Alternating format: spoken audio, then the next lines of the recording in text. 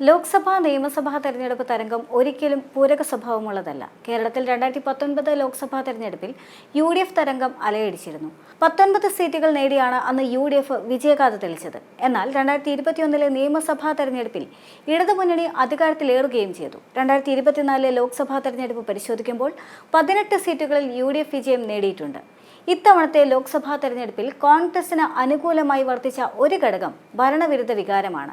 എന്നാൽ ലോക്സഭാ തെരഞ്ഞെടുപ്പ് കഴിഞ്ഞ് ഒരു വർഷത്തേക്കെടുക്കുമ്പോൾ കേരളത്തിലെ വോട്ടിംഗ് പാറ്റേൺ ഒരു മാറ്റത്തിലാണെങ്കിലും അത് നിയന്ത്രിക്കപ്പെട്ടുവെന്നും ഇപ്പോഴും ഇടതുപക്ഷത്തിന് അനുകൂലമാണ് എന്നും രാഷ്ട്രീയ വിശകലന വിദഗ്ധനായ മനീഷ പ്രിയം അഭിപ്രായപ്പെടുന്നുണ്ട്. കോൺഗ്രസ് കേഡർ ദുർബലമാണ് എന്നതാണ് സംസ്ഥാനത്തെ വോട്ടർമാർ വിശ്വസിക്കുന്നത്. എന്നാൽ അതേസമയം ഇടതുപക്ഷം ഇപ്പോഴും ശക്തമാണ്. കേന്ദ്രത്തിലെ കോൺഗ്രസിന്റെ മോശം പ്രകടനം സംസ്ഥാനത്ത് അതിന്റെ സാധ്യതകളെ ദോഷകരമായി ബാധിക്കുന്നുണ്ടായിരുന്നു എന്നും പ്രിയം പറയുന്നുണ്ട്. ശൈലജ ടീച്ചറെ മുഖ്യമന്ത്രി സ്ഥാനാർത്ഥിയായി ഉയർത്തിക്കാട്ടുകയാണ് എങ്കിൽ ലോക്സഭാ തെരഞ്ഞെടുപ്പിൽ അകന്നുപോയ സ്ത്രീ OBC വോട്ടർമാരെ തിരിച്ചെത്തിക്കാമെന്നും സെന്റർ ഫോർ പോളിസി റിസർച്ച് വിദഗ്ധർ ചൂണ്ടിക്കാണിക്കുന്നുണ്ട്.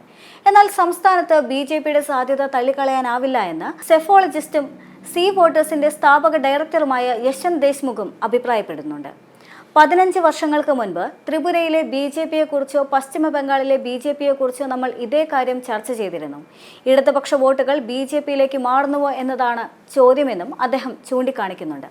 2025 ജനുവരി 2-നും ഫെബ്രുവരി 9-നും ഇടയിൽ എല്ലാ ലോക്സഭാ മണ്ഡലങ്ങളിലുമായി 1,25,123 വ്യക്തികളെ ഉൾപ്പെടുത്തി India Today C voter mood of the nation survey നടത്തിയിരുന്നു.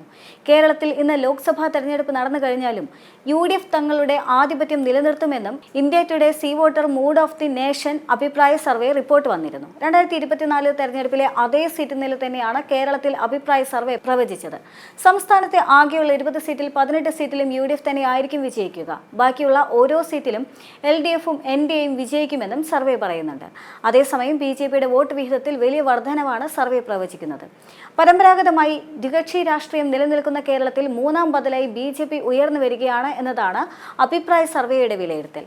LDFിന്റെ വോട്ട് വിഹിതത്തിൽ ഇടിവുണ്ടാകും. 2024 ലോക്സഭാ തെരഞ്ഞെടുപ്പിൽ BJPക്ക് ലഭിച്ചത് 17% വോട്ടായിരുന്നു. ഇത് 7% വർദ്ധിച്ച് 24%ത്തിലേക്ക് എത്തും. LDFിന് 32% വോട്ടായിരുന്നു 6 മാസം മുൻപ് നടന്ന തെരഞ്ഞെടുപ്പിൽ ലഭിച്ചതെങ്കിൽ ഇത് 2% കുറഞ്ഞ് 30%ത്തിലെത്തും.